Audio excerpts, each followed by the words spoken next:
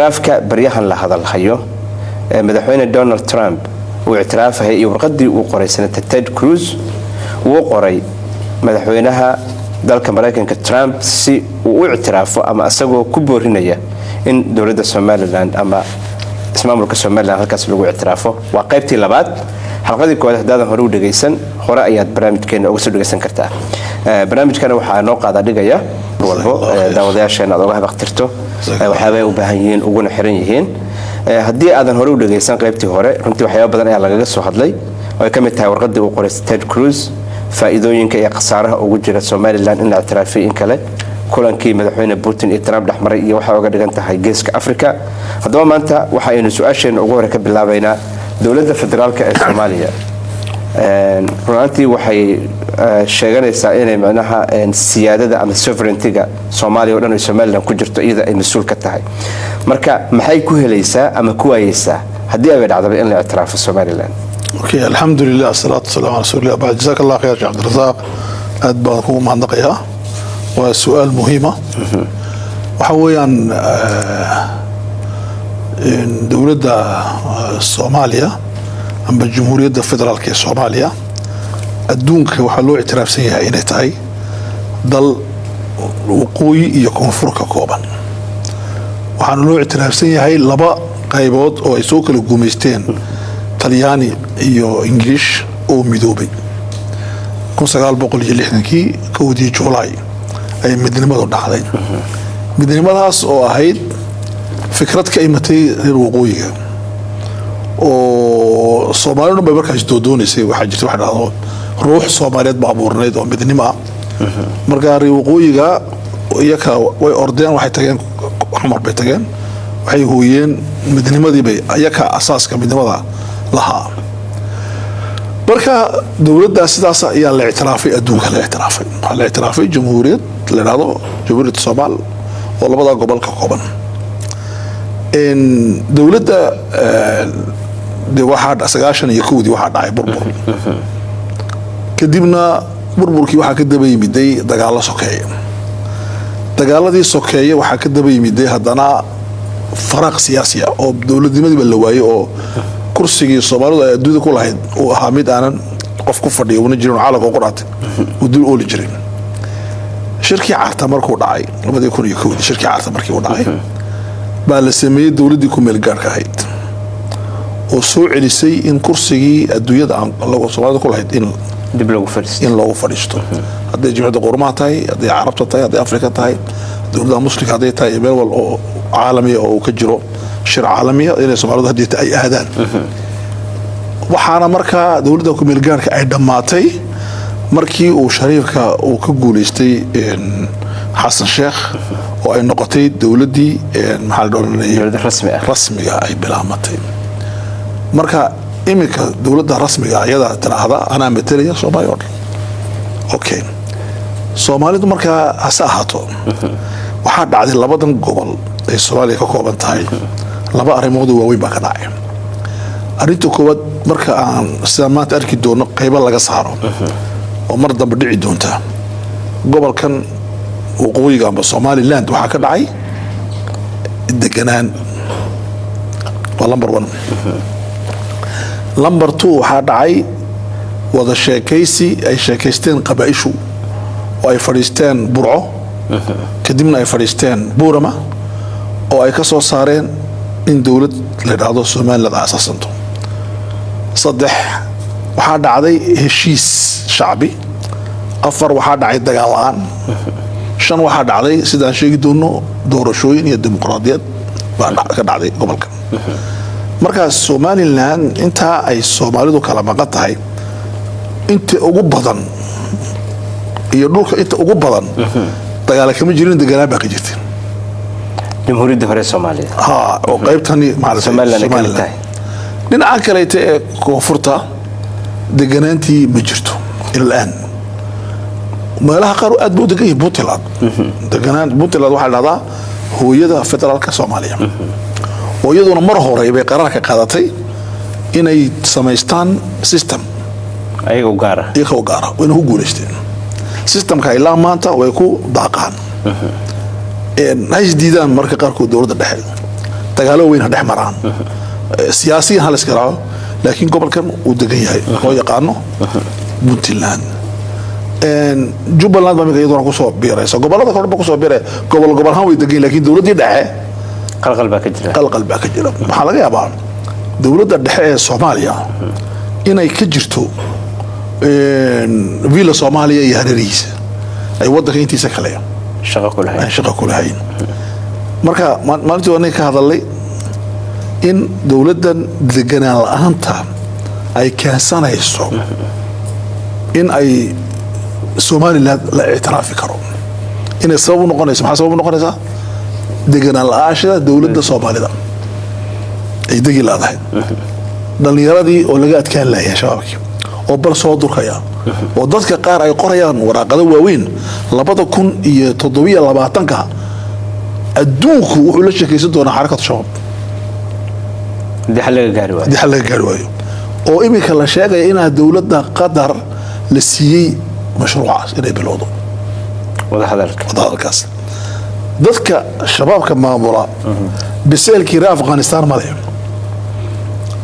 biseelka reer Suuriyana male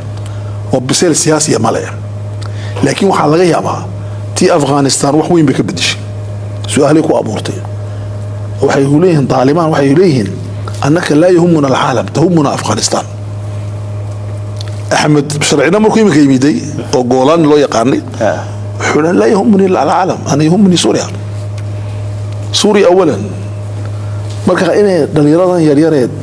يوديش هذا معمولة إني كو أورط الفكرة ده صومالي أولا أنا ما هيقول الصعداء الدنيا دينا حرية دين تأنجرسيو ده وضع والبقف بقى مسؤولين والجروب هذا هاجستان مركوهر نيوال بالطبق جوري سكاشت بيا هدميو مركا إني الفكرة ده سوى حوترتا صورة جرا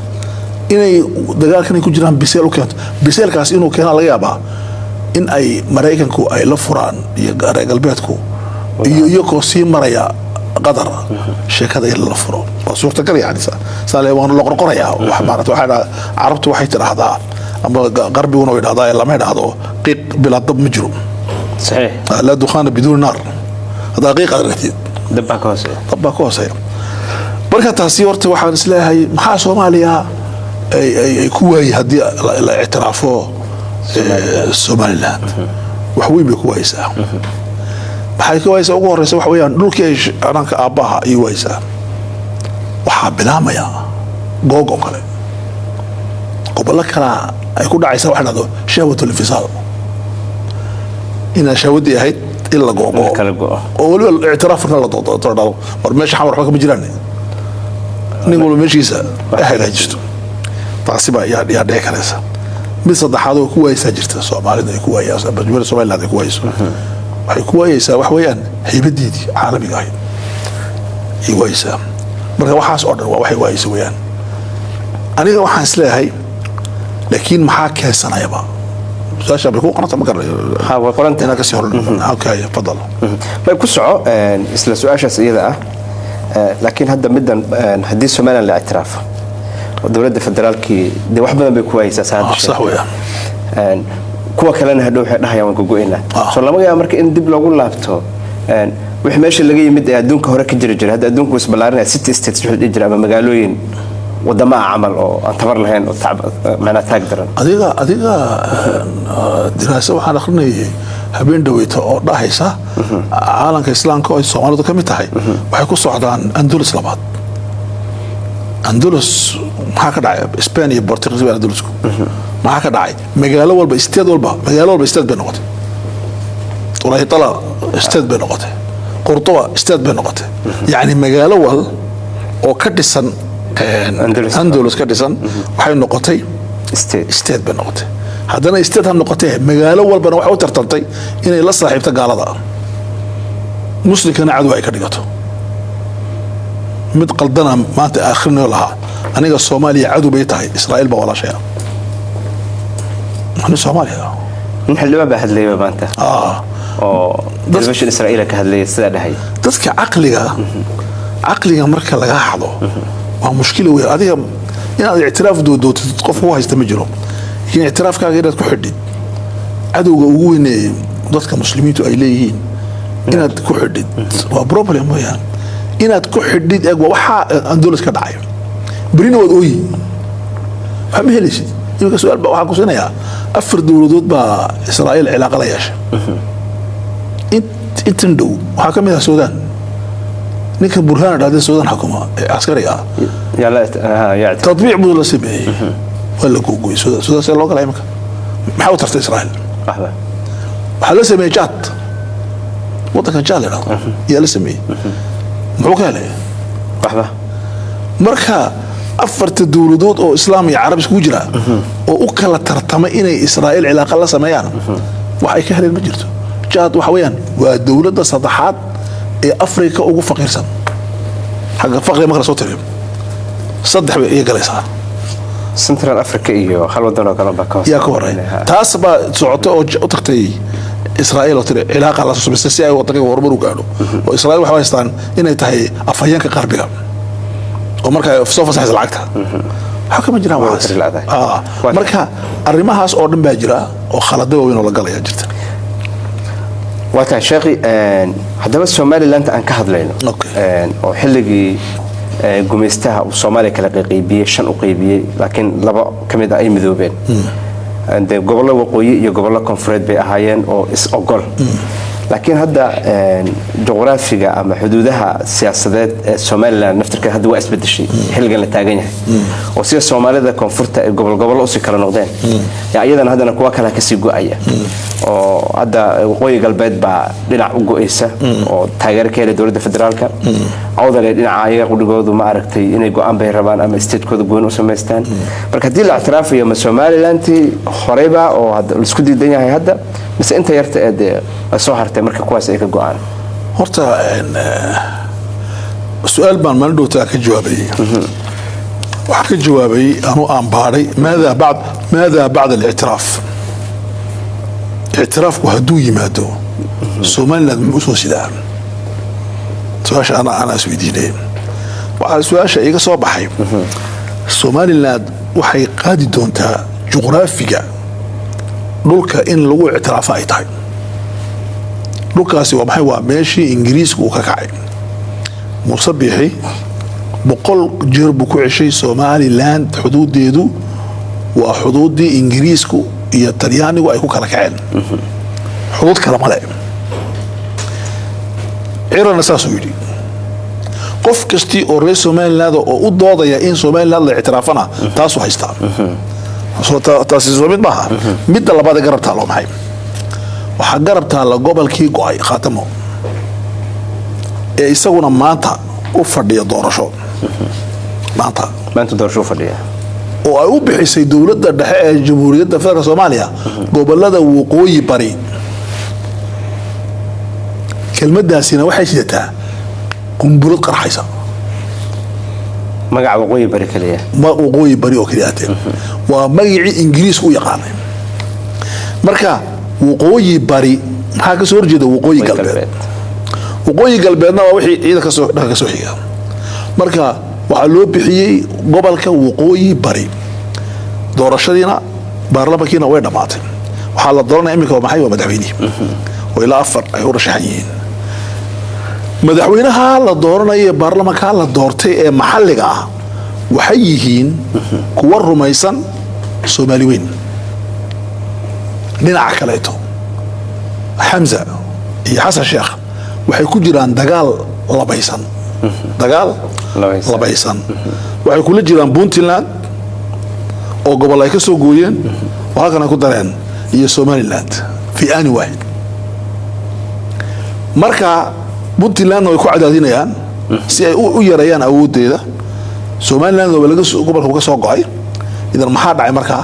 dawladda Somaliland markay tiraahdo ee la ictiraafo dhulkan aniga lahaa kuwa dhulka la ee degan waxaan waa anagu waxaan Soomaaliyeed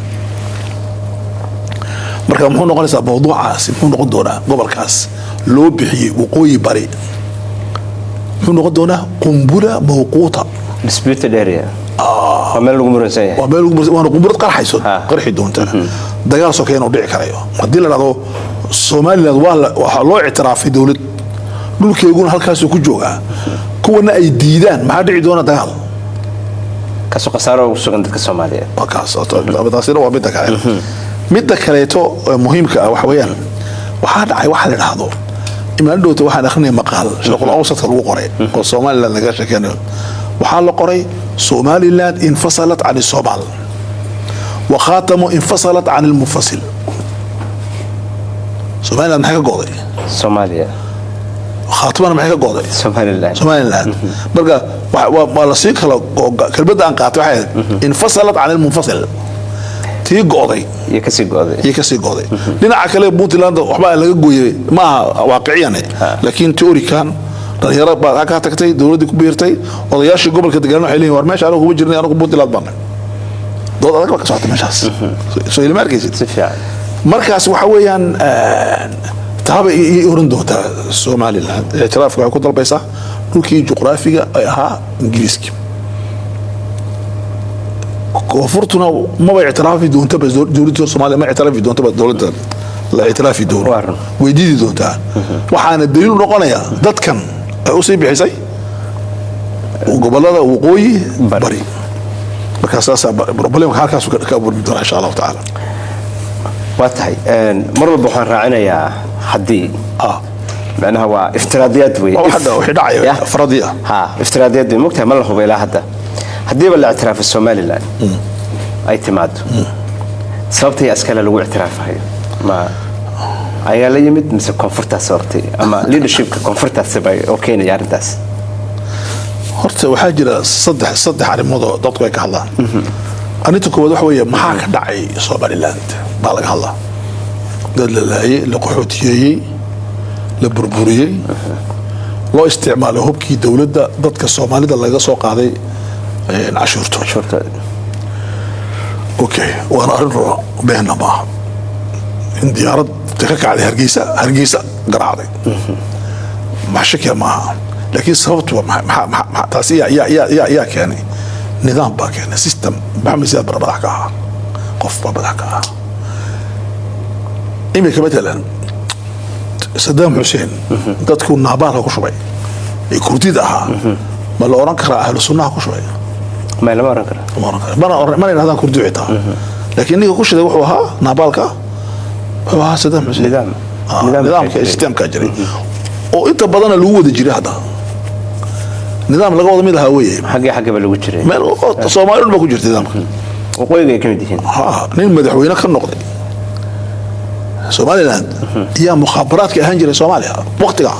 magaciisa oo ka sheegay dadku garanayaan si barar ahna Muuse diidin bay mukhaabaraadku ku jiray mukhaabaraad culus baa ilaa ay dawladdu dhacaysay mukhaabaraad baa Somaliland wax ka noqday madaxweyne ka noqday waxaa jira dad Somaliland ka mid ah oo dawladda ka shaqeynaya ilaa ay dhacaysay wasaaradaha baa mushtarka wasaaradda maaliyadda wasaaradaha joogay safiirada joogay laakiin hoosta waxay kale waxaan ahaan jirnay jabhadii SNMta hoosta ka ahaan jirnay laakiin korxaande qofna hoosta markay wallahi tawalla saraa Soomaa okay sidaas lamida waxa loo garaacay gobolada Puntland dadka loo yaqaan maartay majarteento kale jabhadii markay sameeyeen waxa la sumeeyay meesha ceelasha biyaha dadku ay ka cabayeen marka qaarkood dibooyinkana waa la qaraacay waxa la laayay dad maartay ogaadeenko kale waxa la laayay dad qof reer aan la dilin ma jirin waa yar yahay systemka dadkaas dirayay marka koowaad waxaan maxaa keenay inay Somaliland la اعترافay go'do lagu doodo horta khaladka weyn waa dhacay laakiin khaladka ayaa sameeyay waa in la saxay isaga weyn arinta labaad waxa weeyaan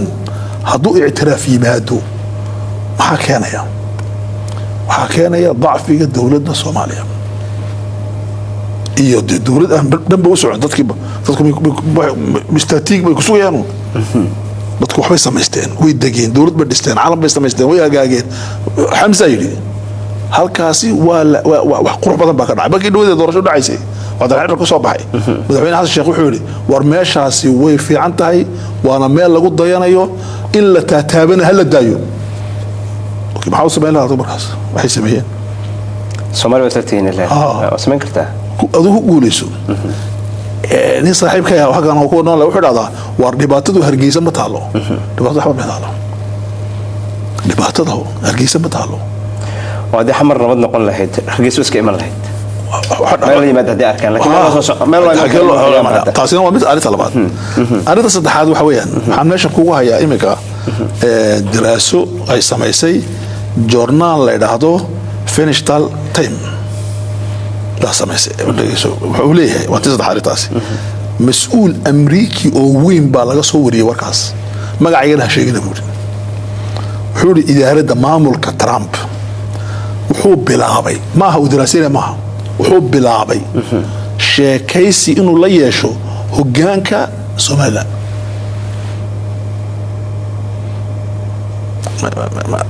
كلمة واضحة وعدها ما هو دراسينا وأنا أجينا معها حب بلعبي ويان وهذا الكلام بالعوضي وحوجي وحنا لقى حليا إلا اعترافه سومالي لاند وحالي لي محوكو يبسني اعترافك مريكو نيكا لو يدينها هاي وحوجي لي إنه كأساسه قاعده صلدق أيضا أو أذك بربراء وكسو جور جيبوتي حولي وحاجرة قلق ستريس مريكنا وآدو زيادة شينوه جيبوتي بركو يمد صدح شيء بونا يوكعب صوريا مريكا جيبوتي وكعب صوريا شينا كو شينوه وبصاص محو بصاص يا صديق مريكا الله بو شينو وحو حدا تكنولوجيا عسكرية أمريكا أفريقيا جت على جيبوتي ليمونية بتاعها أريد صدحات وحو كان يا أمريكان يوحو كقبنا يبرق ده يجيز كأفريقيا شينو واقعها وأنا الله بدأ يسكو حيسا ترتنك وكان كدنيا ده وحنا الاسكو كاني 5 كيلومتر بعد حيسا 1000 كيلومتر بس أركيا ودن ير جيبوتي جيسك أفريقيا مريكا مركا